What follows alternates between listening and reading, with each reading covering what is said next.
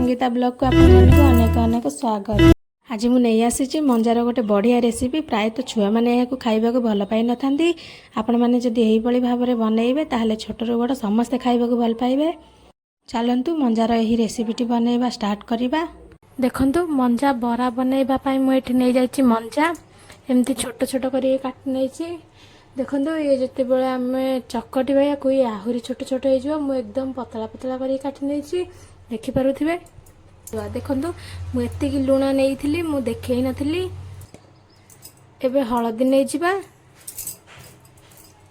एबे यहाँ को गोल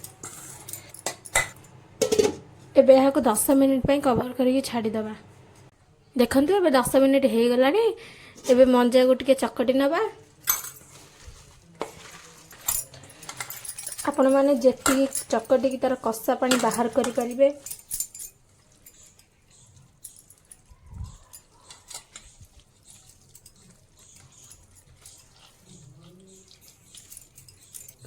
ए कषा पानी बाहरी गला परे मंजा बरा कषा लागबनी।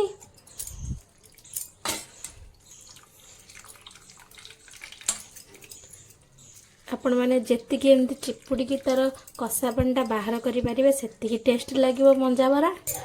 देखंतु मु काटिला बेले लंबा लंबा थिला एबे मु पाखरो देखे नउची आपण मानक। देखंतु केते छोट छोट हो जाय चकटिला परे। एबे एथिरे दे देबा मु गोटे बड़ साइज रो प्याज को एमती छोट छोट करी काटि नेछि। एबे प्याज दे देबा। अदा रसुण छेचा गोटे चम्मच नहीं जाय छी। आपन पाखरे जदी अदा रसुण पेस्ट अछि ताल नहीं पारिबे। भेरसुआ पत्र मुझे काटिक नहीं जामती गोटे पाचिला लंका नहीं जाइए पकईदबा। आगरू मु लुण पकई से अल्प लुण पकईदबा। हाफ चम्मच गरम मसला नहीं जावा। मुझे गोटे पिंच कलर दे दौची। कलर दबा द्वारा बरार कलरटा भल आसीबो। एबे यहाँ टिके गोले नवा। एबे बेसन दे देबा 3 चम्मच।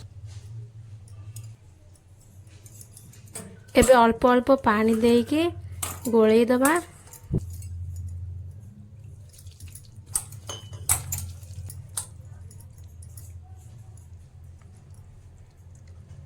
देखंतु एटा हाथ रे गोल शेप रे आसी जाउची। देखंतु मु गैस ऊपर गोटे तावा बसई नहीं। तावा एबे गरम हो गलानी। एबे से तेल दे दबा।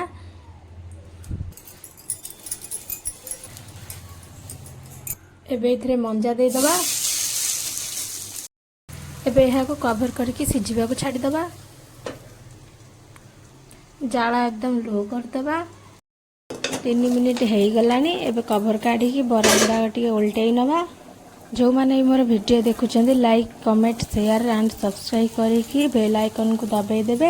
एहा द्वारा मोर सब वीडियो नोटिफिकेशन आपण माने सर्वप्रथम पाई परिबे। एबे चलन देखिबा मंजा बरा हेलानी कि नाही।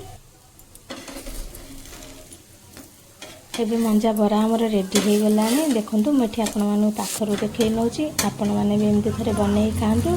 केमती लागिला मते कमेंट रे जणांतु।